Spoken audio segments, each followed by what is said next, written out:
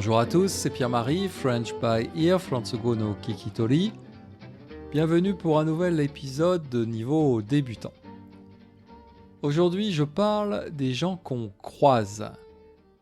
Croiser quelqu'un, ça veut dire par exemple vous marchez dans la rue, une personne arrive en face de vous, elle marche dans la direction opposée. À un moment donné, vous allez vous croiser, c'est-à-dire passer l'un à côté de l'autre, tout en continuant votre chemin. Ça, c'est croiser quelqu'un, et il y a un sens plus large quand on dit on croise quelqu'un, c'est quand on voit une personne pendant quelques secondes, quelques minutes, un très court moment pendant la journée. Par exemple, ça peut être un serveur de café ou un caissier dans une épicerie, dans un combini, ou un chauffeur de bus. Alors, justement, je voulais parler d'un chauffeur de bus parce que j'ai entendu une histoire assez charmante de chauffeur de bus que j'avais envie de partager ici. Donc, c'est l'histoire de Monsieur Kenji qui est chauffeur de bus ou conducteur de bus, on peut dire les deux. Il a une soixantaine d'années, il travaille dans la région d'Osaka et comme tous les conducteurs de bus, chaque jour, il fait le même trajet, il conduit son bus sur la même route, mais il aime bien son travail. Et puis, un jour, en conduisant son bus, il remarque de l'autre côté de la route un petit garçon et sa maman qui sont à un arrêt de bus juste devant une école maternelle. Il remarque ce petit garçon parce que celui-ci lui fait des grands signes de la main avec un grand sourire. Alors Monsieur Kenji est content, il ne réfléchit pas trop, mais le lendemain, la même chose, au même endroit, au même arrêt de bus, il croise ce petit garçon avec sa maman et ce petit garçon lui fait le même signe de la main avec toujours un grand sourire sur le visage. Et c'est une situation qui va durer pendant 1 an, pendant 2 ans.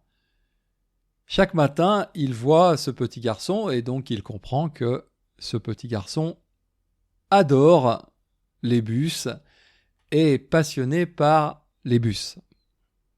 Donc chaque jour, M. Kenji, tout en faisant très attention à la circulation, à la sécurité de son bus, il voit ce petit garçon et il commence à lui faire lui aussi un petit signe de la main avec un sourire pour lui répondre.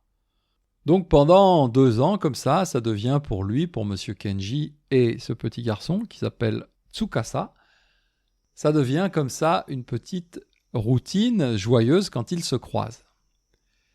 Et puis Monsieur Kenji commence à réfléchir et il se dit ça fait déjà 2 ans, le petit garçon va sûrement bientôt avoir l'âge de changer d'école et de rentrer à l'école primaire, et malheureusement, je ne le verrai plus tous les jours me faire ces grands sourires et ces signes de la main.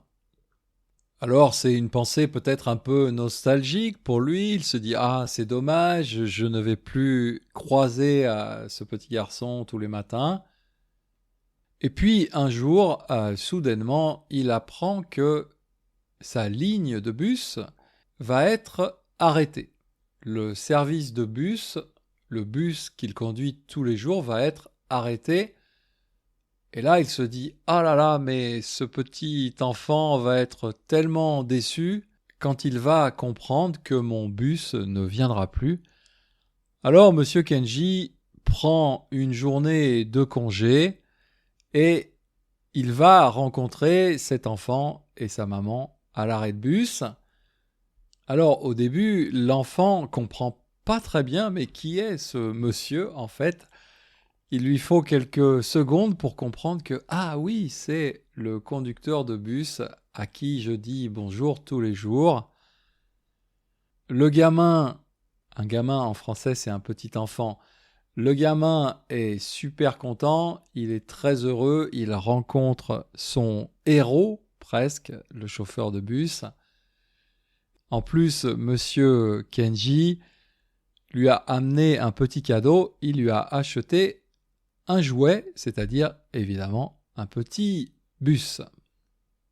Alors ensuite, l'histoire, elle continue un peu. Tsukasa, donc le petit enfant, va envoyer une belle lettre à monsieur Kenji pour le remercier. J'ai entendu cette histoire dans une série de podcasts en japonais sur les lettres, sur le fait d'écrire des lettres à la main et d'envoyer une lettre à quelqu'un. C'est une série vraiment très intéressante. Il y a des histoires charmantes, joyeuses, comme celle de monsieur Kenji et Tsukasa, mais il y a aussi des histoires plus profondes, plus tristes, mais toujours très émouvantes. Donc je mettrai le lien sur mon site internet frenchbyear.com. Ce que j'aime bien dans cette histoire, c'est que elle souligne l'importance de ces gens qu'on croise et de notre attitude pendant ces moments-là. On peut être ouvert, sympathique et créer des petites relations comme ça qui peuvent même peut-être ensuite devenir des relations amicales ou même carrément amoureuses. Tout dépend finalement de l'attitude qu'on met quand on croise ces personnes qui font un peu partie de notre quotidien. Malheureusement, on est dans une époque moderne, technologique, et on se coupe souvent de ces petits moments d'échange avec les gens qu'on croise quand on est sur notre smartphone, où je remarque que beaucoup de personnes utilisent en permanence leurs écouteurs. C'est un peu dommage.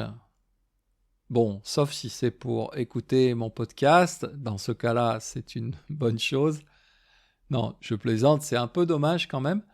Et personnellement, je n'utilise pas mes écouteurs dans les trains, quand je me rends en ville ou quand je suis dans les commerces, pour rester disponible à ces petits moments d'échange qui, assez souvent, finalement, sont sympathiques et souriants. Voilà, c'est tout pour aujourd'hui et je vous dis à bientôt, Mata Jikai.